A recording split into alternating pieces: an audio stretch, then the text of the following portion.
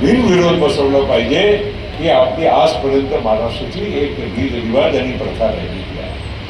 भुजबळ साहेबांनी खरं म्हटलं, सगळ्यांशी बोलणं करायचा आपण प्रयत्न केलेलाच आहे.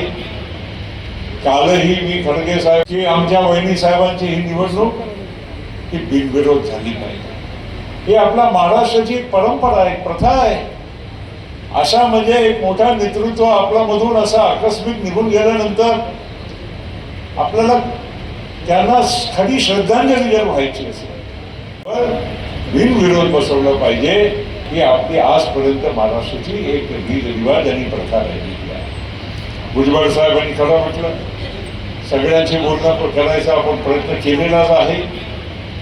कालही मी खडगे साहेब की आमच्या वहिनी साहेबांची ही निवडणूक ही बिनविरोध झाली पाहिजे, ही आपल्या महाराष्ट्राची एक परंपरा आहे, प्रथा आहे. अशा म्हणजे एक मोठा नेतृत्व आपल्यामधून असा आकस्मिक निघून गेल्यानंतर आपल्याला त्यांना खरी श्रद्धांजली जर व्हायची असेल खरं त्यांचा बिनविरोध बसवलं पाहिजे ही आपली आजपर्यंत महाराष्ट्राची एक रीतरिवाज आणि प्रथा राहिलेली आहे. भुजबळ साहेबांनी खरं म्हटलं, सगळ्यांशी बोलणं करायचा आपण प्रयत्न केलेलाच आहे.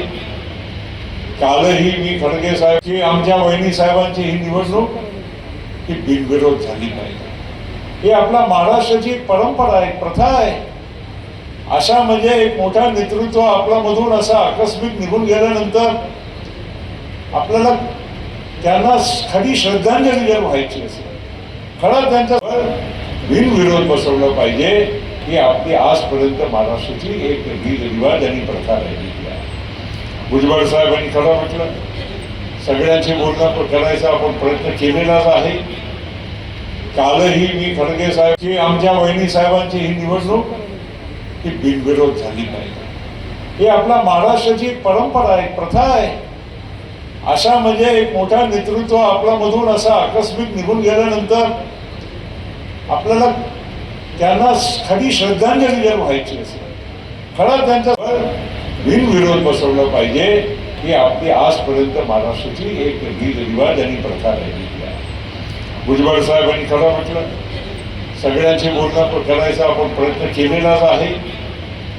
कालही मी खडगे साहेब की आमच्या वहिनी साहेबांची ही निवडणूक ही बिनविरोध झाली पाहिजे, ही आपल्या महाराष्ट्राची एक परंपरा आहे, प्रथा आहे. अशा म्हणजे एक मोठा नेतृत्व आपल्यामधून असा आकस्मिक निघून गेल्यानंतर आपल्याला त्यांना खरी श्रद्धांजली जर व्हायची असेल खरं त्यांचा महाराष्ट्रातील सर्व बातम्यांचे विश्वासार्ह व्यासपीठ सकाळच्या सर्व सोशल मीडिया प्लॅटफॉर्मला लाईक, फॉलो आणि सबस्क्राईब करा. तसंच